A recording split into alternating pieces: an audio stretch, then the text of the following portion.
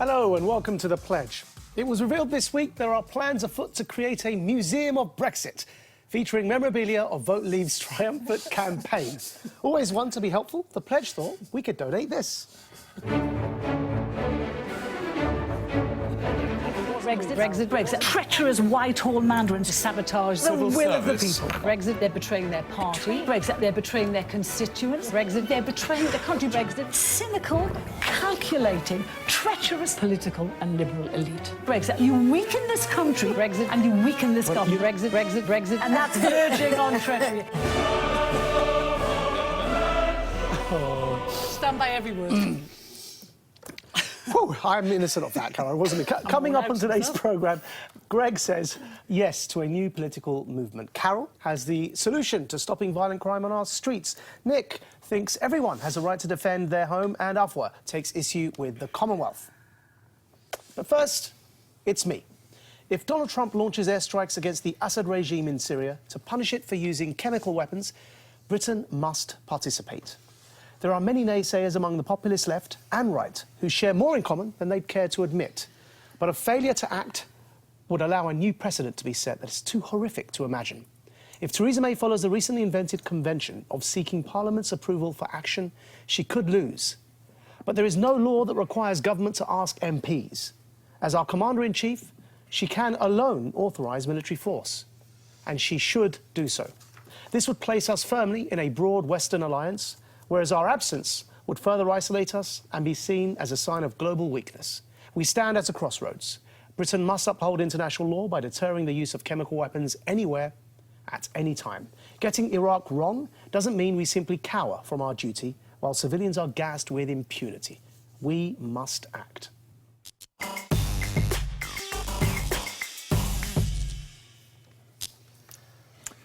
Do you not worry, Majid, that we are in a very dangerous position at the moment? Not just we, but the whole thing seems dangerous to me, that almost for the first time since I was a kid in the Cuban Missile Crisis, you feel this could escalate into something very serious.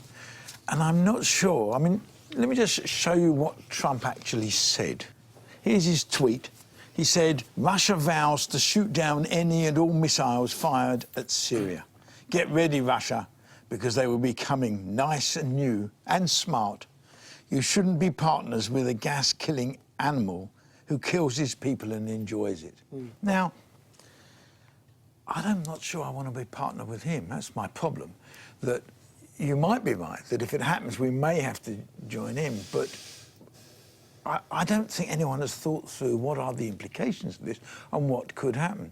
And it seems to me the time for us to have acted is not now, it's 3 or 4 years ago. That's right, you're right, yeah. But do you not think we have to stand against chemical weapons becoming the norm in war? You know, for decades, we have fought to not have that as the case. And, you know, I get why, and I completely get what you're saying, and I get why after Iraq people don't want us to become involved in someone else's war. I completely get that. But we can't let memories of what happened there paralyse future foreign policy. You know, we have, as a country, you know, we have to act in defence of vital principles, you know, of human rights, of law and order. We can't let, you know, the pictures this week of those kids lying on a cold hospital floor with white foam coming out of their mouths, choking and dying. We can't stand idly by. And we've got footage of that. Can I just show you exactly what Carol's referring to? Let's have a look at this footage.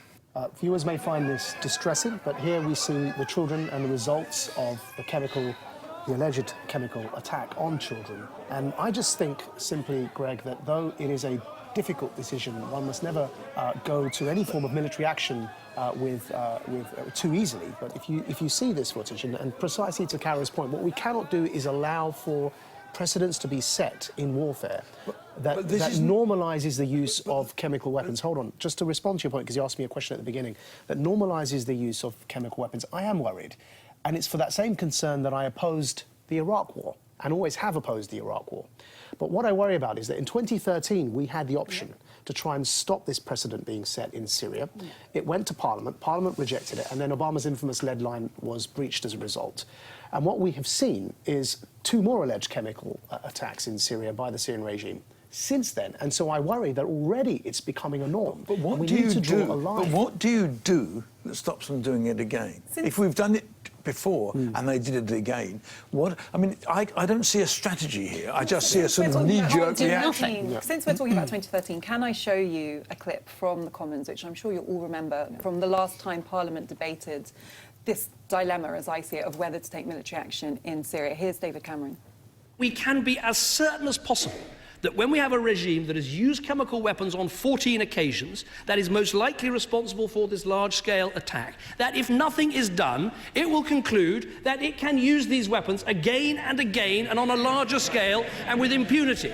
We're not going to be supporting a government motion which was briefed this morning at setting out an in-principle decision to take military action. That would be the wrong thing to do. I think that the dilemma that you see playing itself out there is still the dilemma today. And you imagine there's not really anything you said that I disagree with, but there are a few things I have a problem with. And the first is that I don't think that the kind of action that Theresa May could take using her prerogative powers to launch military strikes against chemical weapons would be enough to make a meaningful difference in the long term. I think it would need to be part of, as Greg said, a broader strategy and a better thought-out approach. This is my worry about Trump, that chemical weapons, quite rightly, are this emotional trigger that makes everyone want to act.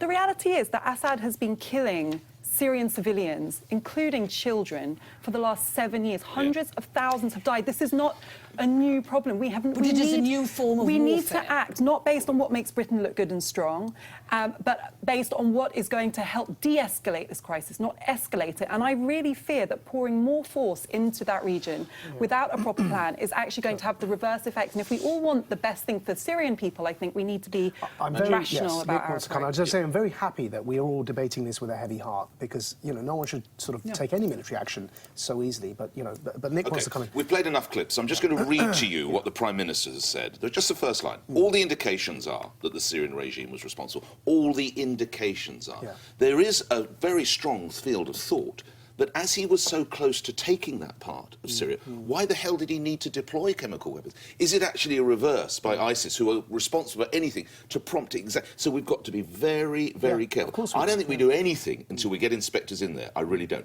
And then what are you seeking to do, Maggie? Is it a rap across the knuckles? Because we did it the US Tomahawks did it a year ago. It achieved absolutely nothing. If it is Assad, because he's are you talking about something bigger than that?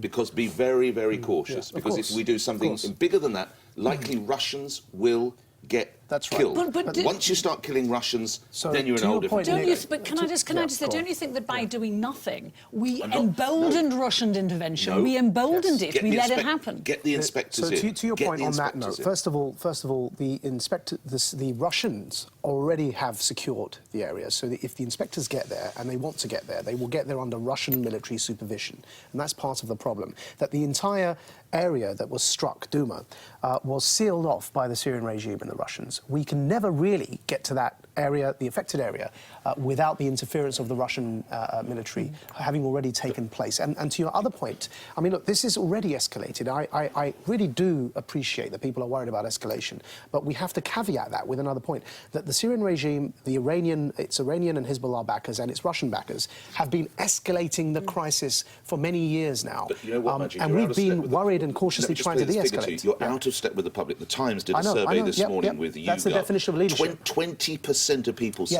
absolutely, absolutely. Which is why I don't think it should go to Parliament. Over 40% say not in my name. Indeed. The British public haven't got the appetite for this. Precisely what happened in... That doesn't necessarily mean the public are right. That's right, yeah. No, it doesn't. I mean, my problem with it is, if you just... what do you do, and where does it take you to? Well, yeah, what's the end game? What's the end game? Because just stopping a few bombs and blowing up a few airports, and then you go back to... Nothing's changed. Now, nobody wants to do this without a strategy. So to our first point, of course, we need a strategy, we need to learn lessons, and we need to make sure they're implemented. But that's where this gets really difficult. Because I think everyone would agree it's better to have a strategy. What is the strategy going to be? Are we talking about regime change, ultimately?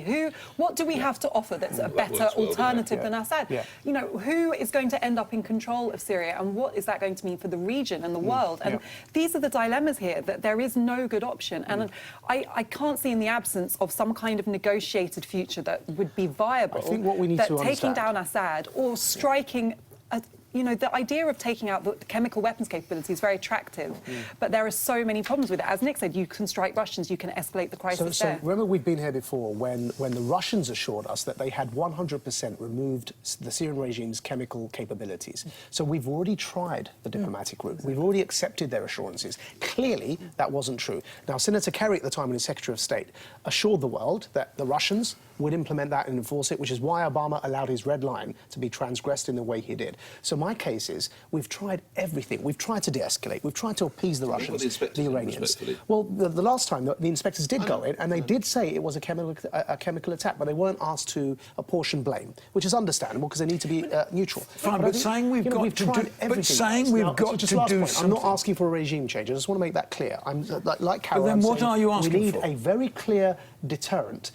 Because Putin, and this is the last thing I'll say, is trying to change the rules of the game. He's trying to make it acceptable in the international order to use chemical weapons, and he did it right here in our country, in Salisbury. So we cannot let that precedent be set. We are partly to blame for this, because in 2013, you quite rightly said we had the chance to do this, as did the US. And had we acted back then, we wouldn't have had to act quite so aggressively back then, but perhaps it would have stopped some of the chemical atrocities that have already happened, but it didn't. It emboldened Russia and it emboldened Assad because he felt invincible. So had we all of us acted back then, had the world acted back then, and the UN is never going to be able to act because Russia is always going to block any vote. So we can say we don't know what we're going to do, but can we sit idly by and let this keep on happening? But what is the end game? Well, that's not our job. Yes, no, it is. That's the job. That's the job of politicians. No, fine. But you're sitting here arguing. Well, it's easy to sit here and say, yes, we've got to do something. Can I just reassure you that actually, so the five different quarters have actually said there's been an attack twice. Last Saturday, the 7th of April, at 4 o'clock and 7:30, 2 attacks, and reports of that have come from the Violation Documentation Centre, which is an NGO, World Health Organization affiliates, as well as a Syrian-American Medical Society, the Union of Medical Care and Relief Force, and let's assume you're right. Let's UK assume that it was fired by Assad, which I can quite well believe. Right? What's the end game? What do you do that changes this, unless you're going to have regime change? That it was fired by Assad. If you accept that, then the question should be, how do we respond, not whether we respond. If you accept that a regime has dropped chemical weapons on its own people, we have no choice but to respond somehow. Okay, that's got to be the last word. We got to move on. We could argue about this. Thanks, Carol, I got the last word. You always do. Okay. Now it's me. Last week, we discovered that for the first time ever, London's murder rate overtook New York's. More than 50 people have been slain in the capital this year and scores murdered nationwide.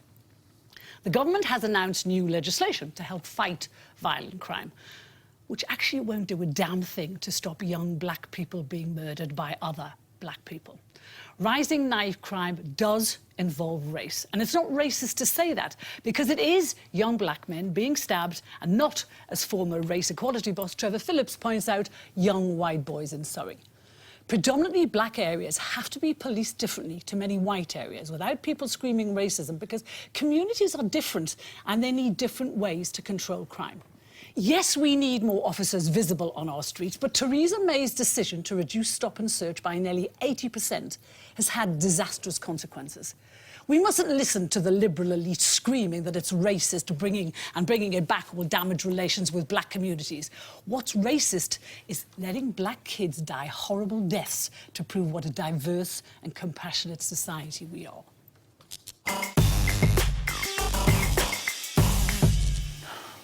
Wow. First of all, I am thrilled that you care about the fact that there are young black children dying on our streets. Why would you say that? I'm happy. That's such a silly thing to say. Why is that a silly Why thing to say? wouldn't I care? Well, I'm saying you've just shown that you care, and I welcome that. Why do you have a problem with that, Carol? Well, because you're that's not what I thought we were going to be debating. I don't care, but of course that was the thing I thought we were not debating, because you established it in your intro. But anyway, the thing I have a problem with is the approach you suggest as the answer, right? So I'm not that interested in whether London's murder rate is higher than New York's. If there are people dying on our streets, that is a problem. Doesn't matter where you compare it to. The fact is that there is something going wrong, and that these are complex things, and that I absolutely think that we need to make it a political and social priority to address it. To reduce this to a question of stop and search is, in my view, completely misguided, because stop and search has not proved itself an effective deterrent against violent crime. And just to put into perspective, you mentioned the fact that stop and search has been reduced by the police. The reduction in stop and search has affected white people far more than it has black people. Black people are still being stopped and searched almost at the same level they were before the cut. So the idea that this is the reason for the rise in violent crime is because black people are not being stopped and searched anymore. Do you just want to see the fact figures for on the stop and statistics. search reduction? Let's just look at this graphic. Stop and search figures. In 2011, there were, in 2010, 1.2 million. In 2016, 17, it's 300,000. That is not just all white people not being stopped anymore. Well, the number of stops and search on white people has been reduced by nearly 30%, and the number of stop and searches on black people is reduced by just 10%. And there are also facts that show that stop and search on black people is far less likely to lead to any evidence of crime. Now, the picture that's being painted here is that stop and search is being... This is just simply not true. In the past 4 years, knife crime has escalated by nearly 70% in the past 4 years. But and the stop and searches are not leading to the prevention of that crime. Can I come in? And that's a fact. I really do believe in speaking frankly and bluntly. If there's a disproportionate number of Muslims, for example, involved in terrorism, then I would like to be able to acknowledge that. Likewise, if there are, and there are, a disproportionate number of young black kids involved in knife crime, we have to acknowledge that. Yeah. I do believe, however, that the correlation in rising crime with the reduction in stop and search needs to be tested scientifically. And so when the College of Policing and the Home Office both ran independently surveys on the effectiveness of stop and search in reduction of crime, they found that there was no significant relationship, and the word significant was used, in the increase of stop and search and the decrease of violent crime in the area. If, on the other hand, the science demonstrated that the two were related in a causal way rather than a correlative way, I would have a harder time making this case. So the fact that the police now don't have the government backing to take the weapons off kids on the streets, that's not a problem at all, the last point I make is that crime has been falling overall in New York. As well as stop and search. No, that was my second point. That stop and search has also been terminated in New York, and crime has been declining. Yes, stop and frisk has been incredibly successful in New York. The new mayor scrapped it, Carol. The new mayor scrapped it. Between the middle of you two, so I could be the victim of a crime if I'm not careful, or drive-by shooting. Can I just clarify with you? After you said something really interesting. You said the number, or you had figures that showed the number of stops on black people has reduced. Where did those figures come from? Those figures come from, I think that was Home Office data. I mean, I can show you afterwards. But the statistic I've got is that the stops on white people reduced by nearly 30%, and the stops on people are black, and not just black, but black and ethnic minorities only reduced by 10%. OK, because those figures didn't seem to chime with the others, but there we are. Because Carol's figures are the general figures, not breaking down the decrease. OK, let Nick speak. You're both right. You're both right. Stop and search in and of itself. I said something. I'm not allowed to say anything. You're right. Stop and search should be brought back. Theresa May was criminally irresponsible when she lectured the police in the way that she did, because, and it is disproportionate that it is young, not necessarily black, non-white, I think we say. If you look at the gallery of photos of the victims in London, they're not all necessarily black, some are mixed race. Let's give me one white British name in that roll call of victims. What's my name? You are right as well. It is not solely going to be solved by bringing back stop and search. There are massive issues. There are issues of absent fathers. Many of these, particularly lads, grow up without dads being around. There are family issues as well. There's areas of deprivation. There's areas of education. Which is a huge factor. It's school exclusion, intake. So it is a multi-fact, and I hate to use this expression, but multi-faceted, but it is not as simple as stop and search, Greg. Thank you, Nick. You're already there. I'm shocked to be allowed to get it. Let's just see what Theresa May said when she was Home Secretary. Nobody wins when stop and search is misapplied. It is a waste of police time. It is unfair, especially to young black men. It is bad for public confidence in the police. Apart from the fact that it shows you what a few years of Prime Minister does. She looks about 50. Yeah. But apart from that, if you go back to what she was saying at the time, she was saying the police were using this indiscriminately in many cases. And if you actually look at the figures from Her Majesty's Inspector of Constabulary, 27% of stop and searches happened without reasonable grounds, even though they've been approved by a senior Which means they were policeman. illegal. Which means they were illegal. Yeah. So, but let's not get deep into just the stop and search thing. I mean, clearly, and all the politicians who you see talking about this who've been involved talk about this is multifaceted. There's lots of reasons for what's happening. Actually, you've got to be very careful. Although there's a spike happening in deaths this year, actually, we're nowhere near where we were 5, 6, 7 years ago. I mean, they came down for a long time, and then now you've seen this spike. Now, it's important that we understand what you can do about it. But I think just to jump on stop and search... I never said it, and nowhere in that intro did I say that stop and search, that was going to solve everything. I didn't say that. Yeah. But I think what we have to acknowledge, and this is what Trevor Phillips knows more about this than I do, he says, you know, we have to acknowledge that this has a racial and cultural aspect to it. And what he also says, which I find very interesting, he said all his experience of black families is that they welcome this because it's their young people who are being slain. So they're not worried about it in the same way that lots of other people seem to be. And they say the white liberals are worried about it. I'm worried about the stop and search. The only thing I'm worried about is us framing this debate in a way that actually doesn't get to the solutions. No one wants black children dying on our streets. Who would want that? That's why I started out by saying I welcome your commitment to that. If we're serious about helping young black people who are getting caught up in this crime, why have we slashed youth services that are proven to give young people an alternative to the violence on the streets? Look at the Scottish model, where they've taken a public health approach to stabbings, and they have the 35 stabbings of young people that happened last year, none were in Scotland. You say all of that. The Caribbean boys that are affected by this are 168 times more likely to be excluded. There are solutions to this. Stafford Scott is a community activist from Tottenham. Let's hear what he has to say. Do you really, and the policy makers really think that the kids are sitting at home this morning watching this programme to learn that there's fewer police and then thinking as a result of that we're going to go out there and do something? It doesn't matter the numbers of the police, it's about the pressure that the state, the oppressive state, is putting on these young people that's making them respond in the way that they are. Now, whether we agree with the precise language or not, whether we agree with the precise language or not, I think the broader point he's trying to make there is, to Afa's point, that there is a whole bunch of services for young people that are being cut. They're not feeling like they're being heard, the opportunities they're lacking. And I worry that actually perhaps, though, yes, we need to have a toolkit response, an array of responses, I'm not so sure scientifically stop and search hasn't been demonstrated to contribute to the solution. Can I just say one thing? Make racial tensions worse. Can I bring this in? I promise. Because I don't know whether you all saw some chilling work done by Sky News' peerless Martin Brunt when he actually interviewed a gang member about the thief of a rail. I don't know whether you saw it. If you didn't, indeed, some of the viewers now. This is Martin Brunt from Sky News talking to a gang member. You have to listen carefully for some of the audio. A gang member who identified himself solely as Dylan. What did it feel like to stab somebody? Well, when I stabbed someone, it didn't feel nice, but I had to, as I said to you, I had to do what I got to do.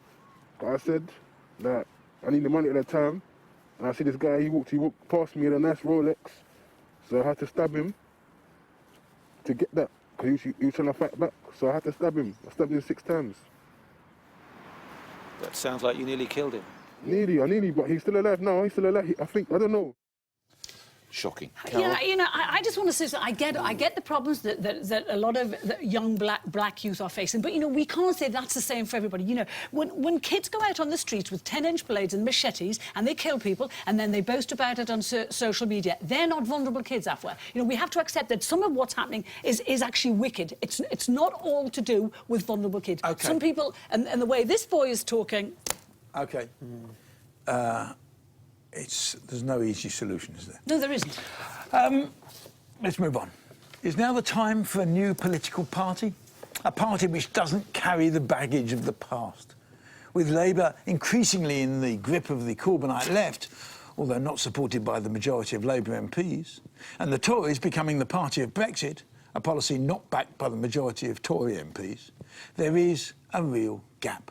A gap that could be filled by a party that supports enterprise, but make sure businesses are paying proper taxes. A gap for a party which stands for a fairer society, a party which believes the ever-growing gap between the haves and the have-nots in Britain is unacceptable. Existing politicians have lined up to say a new party has no chance. But they would say that, wouldn't they? That's what they said in France, and look what happened there. We are told that £50 million has been raised to launch this new party.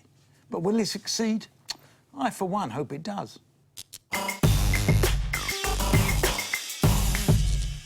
So, Greg, you're calling for a change, aren't you? I'm calling for a change. A change in British politics. No, you're calling for a party that believes in proper taxes. Greg, you're calling for a party that believes in a fairer society, the gap between the have and the have-nots. Yep. What if I can remind you of the manifesto of the last general election? Liberal Democrats. Change. That's exactly That's right. a party known as the Liberal Democrats. If I now share with you the percentage of vote won by the Liberal Democrats in the general election last year, that was 7.4%, the lowest turnout almost on record, not wholly on record, in many years. And the share of vote for the two main parties in last year's general election, 82.4%, almost an all-time high. The case is dismissed, Greg. No, the all-time high actually was 95%. OK, yeah, so just to help you. Where is the appetite? No, apart from with trendy Liberals like you, who see the demise of your beloved Labour Party. You're eating your couscous, you're sitting there in your fancy restaurants eating polenta and drinking Chilean wine and saying, oh, David Lammy and Chuka Amuna, we need a new party. Greg Dyke. You were sitting next to me, weren't you, drinking the Chilean wine, I think. No, it's not the argument. The argument is that there is a vacuum appearing. That actually there's one party that's gradually going that way and one party that's growing that way, and actually there are a lot of people in the middle who would like, I suspect, to support a new party. Now, why they didn't vote for the Liberals, because the Liberals represented some of that, is that they didn't have the confidence in them. It's as simple as that. You talked about, you made the comparison with France, you know, you said that why don't we do what France has done? You know, there's been you can't compare us to France, it's nothing like it. There's been a massive decline in France for the support of established parties, and particularly the Socialists, and Macron served under the Socialists as economy minister. And it was Macron versus the National Front. And when you look at what happened in their last general election, only they're so fed up with the main parties, only 47% of the people turned out to vote. In this election this year, it was the highest turnout in 25 years. The Tories, let me finish, the Tories got their highest vote share since 1983, and Labour, their support went up by 10%. So, you know, and on aggregate, that means 80% of support for the mainstream parties. So you can't compare them. Well, can I just say something? As the Lib Dem on this table, the only one, as the one who ran country. as a Lib Dem in 2015, but prepared to be objective. How did that work out? Yeah, not very well. It got me here, though, didn't it? I'm sitting right here, quite happy, thank you very much. But actually, what I'll say is, I think that we're kind of missing Greg's point, really, right? And it's not about the Lib Dems. Frankly, I've been quite neutral on that topic for a while now. It's actually about the fact that we all know the following. We all know that the space that Blair occupied and the space that Cameron occupied is a space that currently is up for grabs. That's all he's saying, right? Isn't it? Yep. Well, you want That's all he's saying. party. And there's no But debate it's there. opposite.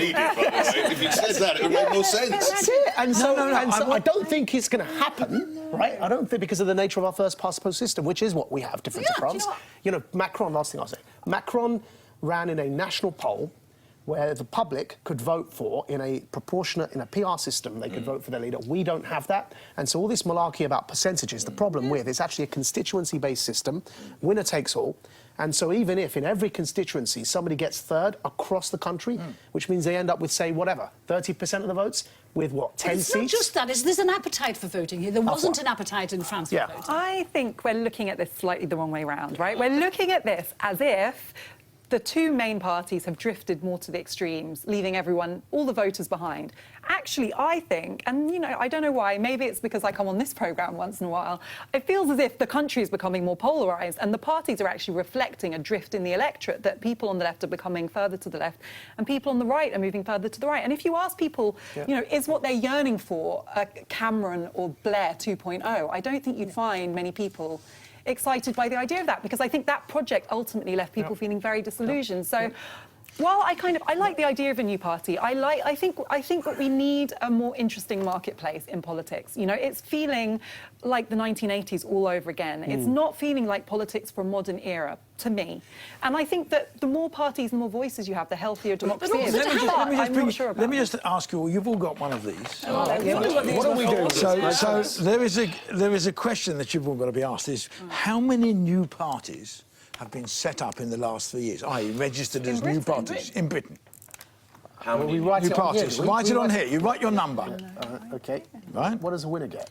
The winner gets to lead a new party. To lead a new party, yeah. All right. And I'll give you a second one. How many do you think were set up in January this year? Oh, that means it's more than. Oh, yeah, it's more than. Oh, I've just seen what you put for it. Well, there's no changing now. You can't rub it I've out. just seen what you. Right, that's let's see your answers. How many new parties? Since January. 5 and 3. 5 and 3. How many do you Right, think? I've got 6 and 3. Right. 21 and 6. Right.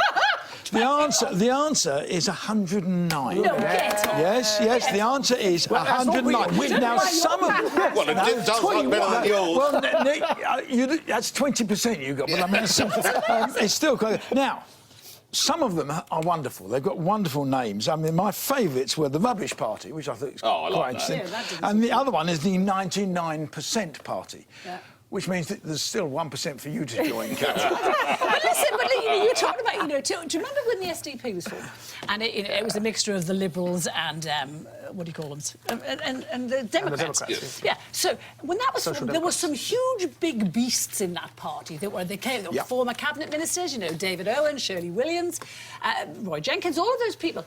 Who would be the big beast now who would lead your new party? Because from where I'm I think that's one of two problems. I think to have a new party, you either need like a mass move, a popular movement, or you need beasts. a very Can't happen in this charismatic leader. country. So who are the beasts? No, You don't even have with either. those two factors, it won't happen because No, of the just nature answer of No, the I country. don't. Who are the beasts? Who are the beasts? I'm not talking about who should lead. I can give you You've some got to names. talk about David Miliband Oh, could please come don't back talk and about lead. David Miliband. He hasn't lived here for 6 or 7 years. No, that doesn't exclude doesn't him exclude on him, his does own. it? I He think there are wasn't other good things enough to get the do. Labour leadership. He's certainly wasn't- not good enough to lead. What do you mean? He was party. defeated by certain sections of the trade union movement. He got stabbed in his back, wasn't Also, I'm glad to see you're supporting the trade union, Carol. It's the I always first time have. Always been a member of one, Greg. Always. I Have know. you? Well, that's why they became more right-wing over the years. Have you? Yeah, I was for a long time. No, I'm not saying necessarily this is going to happen. What I'm saying is I personally think there's an appetite for it. But I agree with you. Without leadership, it doesn't work. No. Without somebody who can come and lead. If a Chuka and Muna chose to leave the Labour Party, and that you can see circumstances. I mean, the trouble with British politics... Without leadership and without electoral reform... No, the trouble with... Muna is not your man either. The He's trouble not with British politics is it's so tribal, is that, you've got people in the Labour Party now who you look at what they stand for and you look at what the Labour Party stands for, they shouldn't be in the same party. You're talking about change, and Greg, we have a scheduled change now. You're watching The Pledge on Sky News. Up next, it's me, and I'm not holding back when it comes to burglary.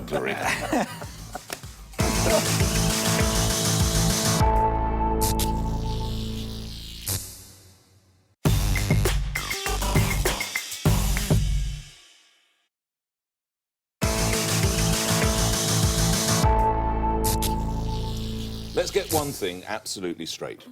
If you break into my home and I have a baseball bat to hand when I find you, I'll beat you. Possibly to death if circumstances demand. I'd also employ a golf club, poker, cricket bat, or even a leftover portion of homemade cauliflower cheese. My sons say it's often too tough to actually eat. The way homeowner Richard Osborne Brooks has been treated after he killed a career criminal who awoke him in his bed at the dead of night and forced him downstairs, threatening him with a large screwdriver, has been as unbelievable as it has been unjustifiable. Detained by police for more than 24 hours, at one point it seemed the 78-year-old who cares for his disabled wife was going to be charged with the murder of the violent criminal 41 years his junior. Let's have laws that protect the innocent and vulnerable victims rather than even consider prosecuting them.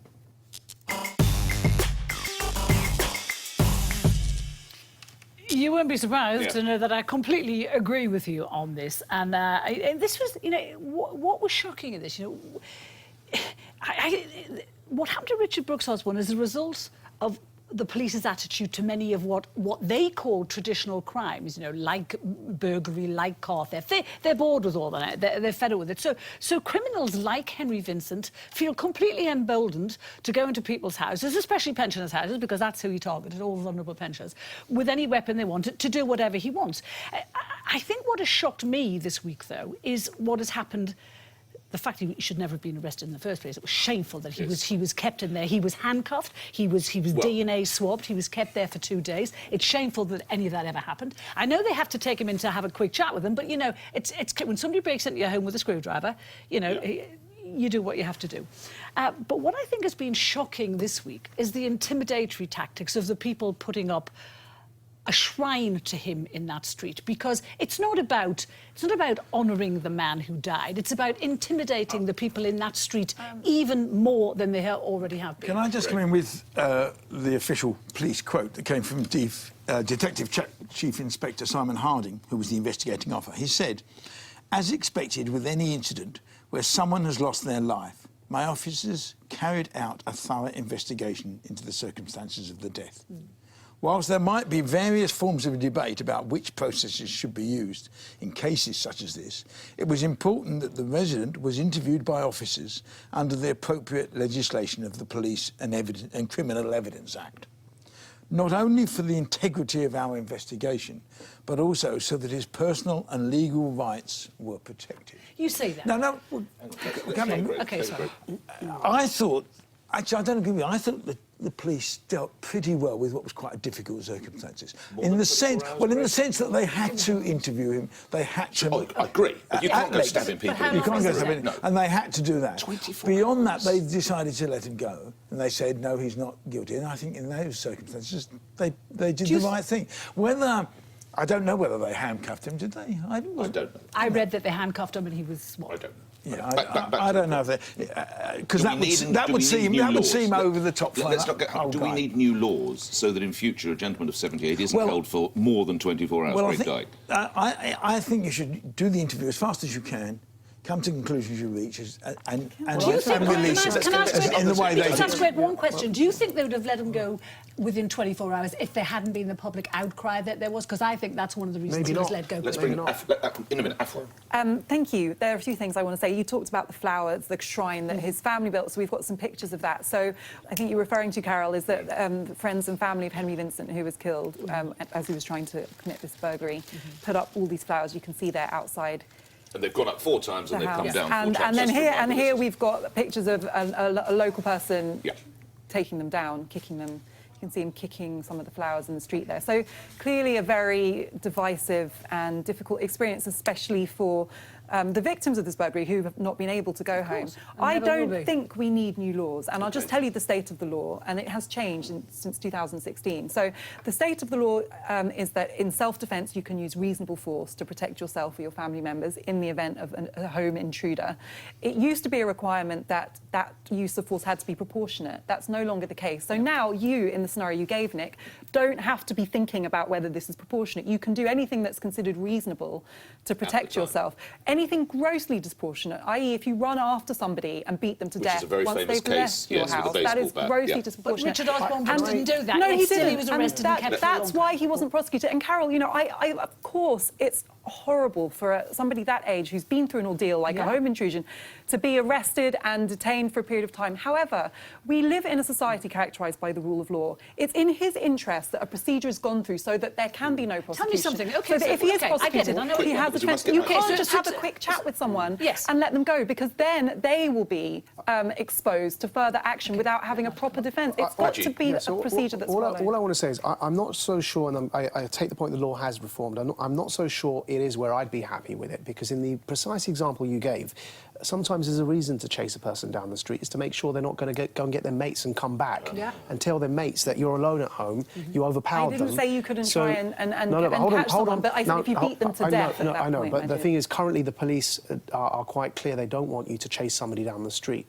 And actually, I'm saying that there may be a reason that the police take the view that once they're out of your home, they're out of your home. But actually, I would probably want to detain that person myself to make sure they're not alerting others, who are usually in the getaway car, and then call the police and overpower them in whatever way comes instinctively to me, as Nick was saying. And the other point I'll make is that I really feel sorry for the homeowner in this case, because I've just got to say that what kind of culture in our country can allow for a scenario to develop where not only are you now traumatised because you've had to take somebody's life, which is a terribly traumatic thing to have to do, but of course you have to do it if you think your family's at risk. But then after that, I mean, this guy can't go home anymore. His home's boarded up, and it's at risk of arson attack, in revenge attacks for what people believe he's killed their loved one. And I just feel like they've lost, not only they've lost their innocence because they've had to kill somebody, but they can't go back to their family homes. And they are the victims. He will never ever go back there again. And what gets me is that, you know, all these threats have now been made against Richard Osborne Brooks. The police are saying that no one has committed a crime so far.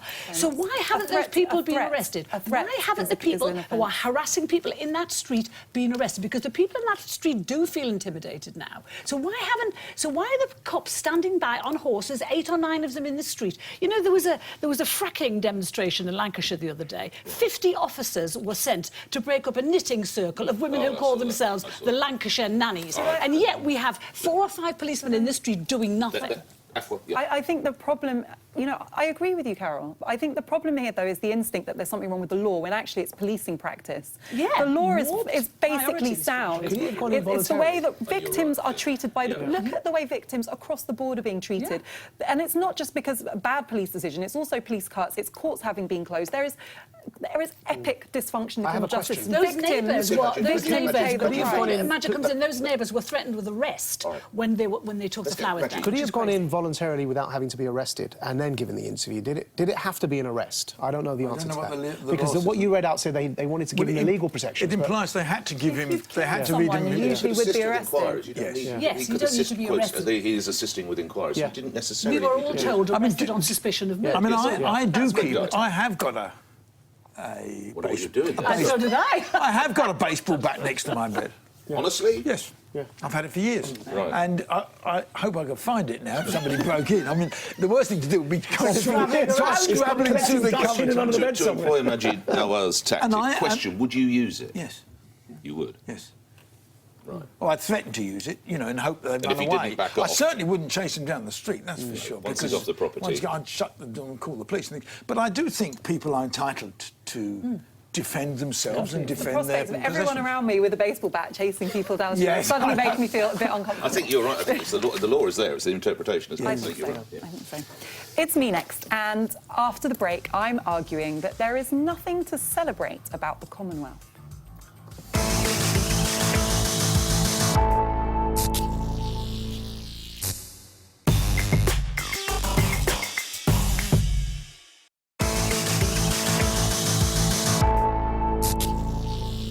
What has become of the Nobel Peace Prize? It was awarded to Obama, of whom I'm personally very fond, before he'd actually done anything. It was awarded to Aung San Suu Kyi, who's been criticised for her proximity to military generals reportedly responsible for human rights violations against Rohingya Muslims. And next up, we're now hearing potentially the Queen, for her 6 decades of dedication towards keeping the Commonwealth alive. Don't get me wrong, my problem is not with the claim that the Queen is dedicated to the Commonwealth. She's been a tireless advocate in securing its future. My problem is with the Commonwealth, or as I prefer to call it, the Empire 2.0. The Commonwealth was born out of a desire, and a need in Britain's case, to keep its imperial relationships and influence alive. It has done so very successfully. That is not, in my opinion, something to celebrate.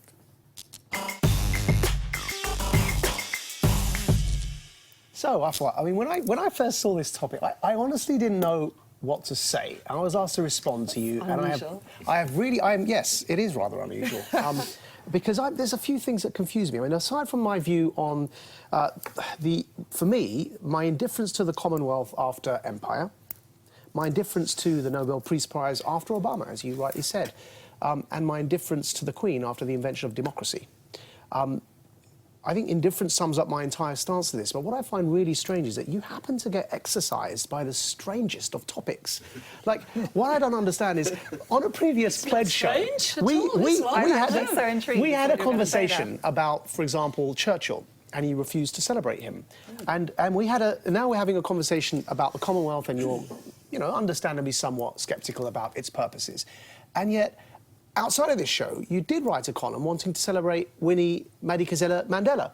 And I'm just wondering, what is it? Like, it seems to me to be the case that anything associated with the British establishment you reject, but anything associated with people like Winnie, who, you know, had some really nasty stuff attributed to her, including burning people alive with necklaces, which she called the fire-burning petrol necklaces, were tires she'd put round people she arbitrarily accused of being treacherous and burnt them to death. And so, you know, for me, I don't like that, and I don't like the Nobel Peace Prize. Okay, let me break it down for you. Their thing to Obama. Let me break it down for you, but I don't understand. I'm going to help genuinely. you. I'm going to explain this to you.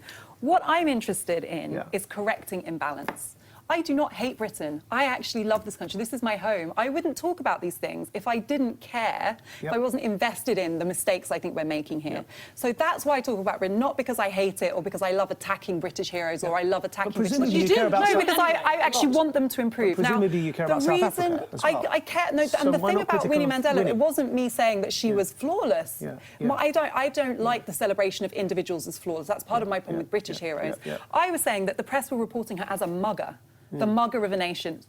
So many people in South Africa and across the world see her as the mother of the nation, a person without whose dedication and sacrifice apartheid wouldn't come down. And this is a bit of a distraction. So let me just give you my problem with the Commonwealth, right? The reality is, at the moment, right, companies listed on the London Stock Exchange control $1 trillion of resources in Africa.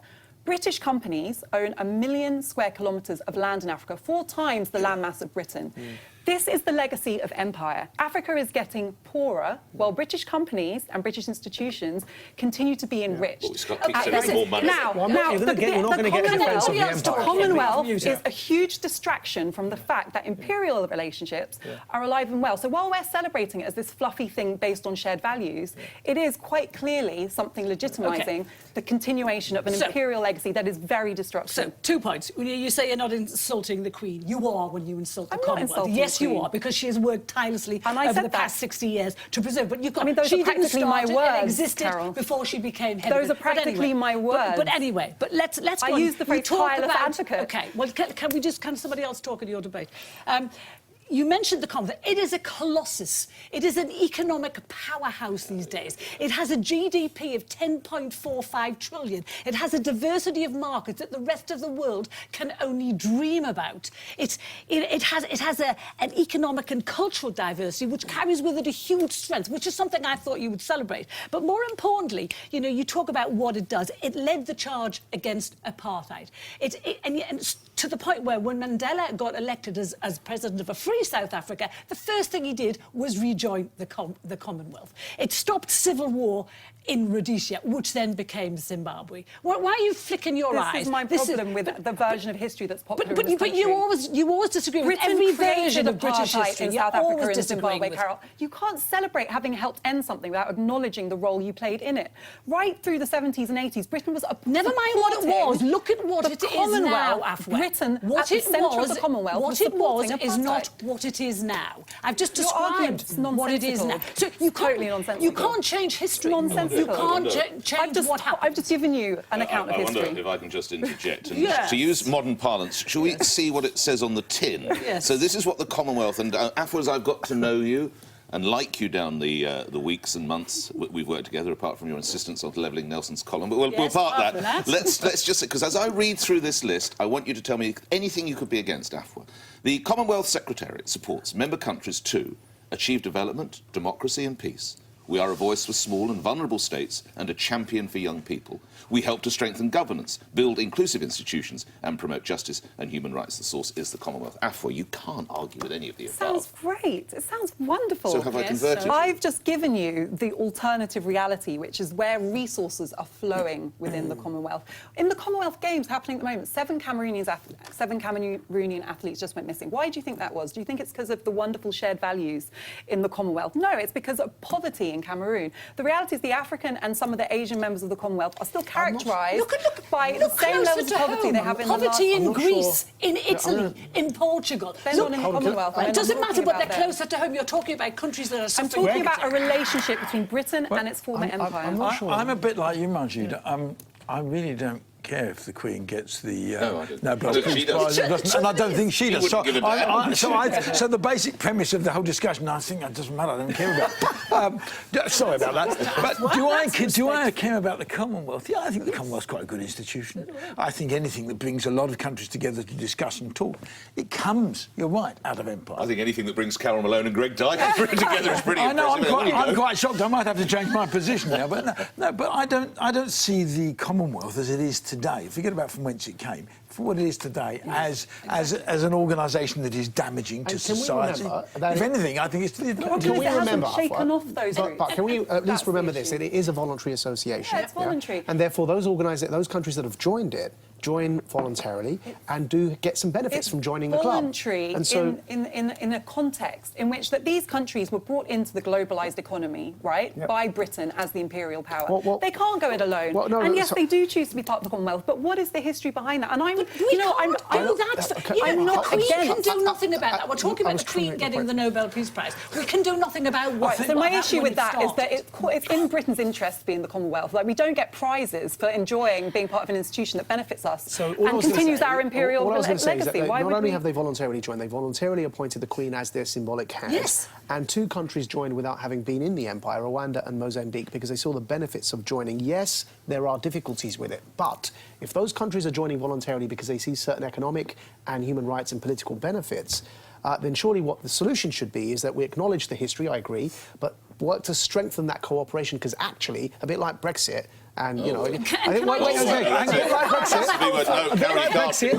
more cooperation between countries there is, the better. That's my point. Carol, long to reign over us, but I'm afraid no more time for the debate. Before we go, there's just time for our straight talker of the week.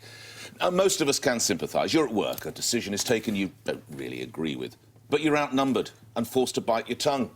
And later you need to have a bit of a rant and get it all off your chest. That's all fine.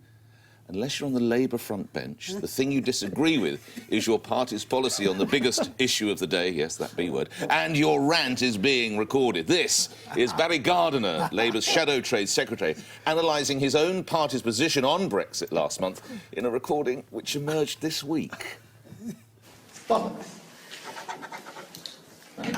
Always has been bollocks, and it remains it. Well, for that ballsy bit of candour, Mr. Gardiner, you're our straight talker of the week. And that's it. That's all we've got time for. But don't forget, you can join in the debate by searching for The Pledge on Facebook and on Twitter. See you next time.